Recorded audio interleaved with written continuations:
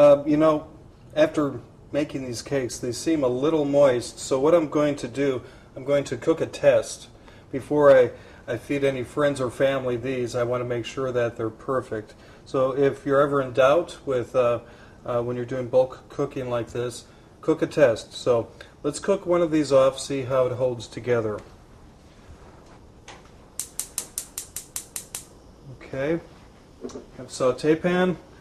We will cook these in olive oil, since the olive oil has a higher burning temp.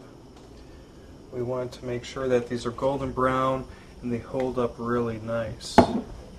We don't want to go through all that work and then have our crab cakes be a flop at the end.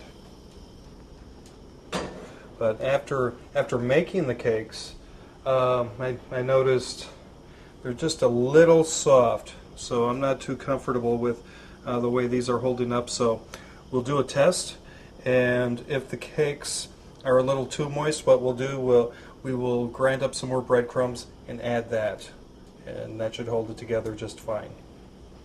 So our oil is hot. Let's add a cake. Wow, these are soft. Add a cake like so. It's falling apart, so it's not a good sign for now, but this is one way you can fix the problem. So I don't get it right every time the first time, but I usually know how to fix the problem before it actually becomes a problem. So testing, tasting, it's all very important. It's an essential part of the kitchen.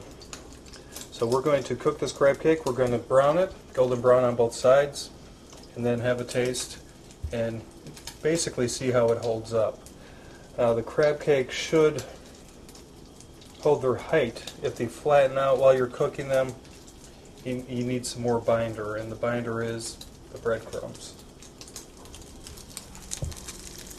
Okay, after further review of my crab cake test, it did flatten out and it fell apart, so I definitely need to add binder to this. Let's see how the flavor is. The flavor's great. We just need to tighten it up, then we'll be ready to cook these babies off. Okay?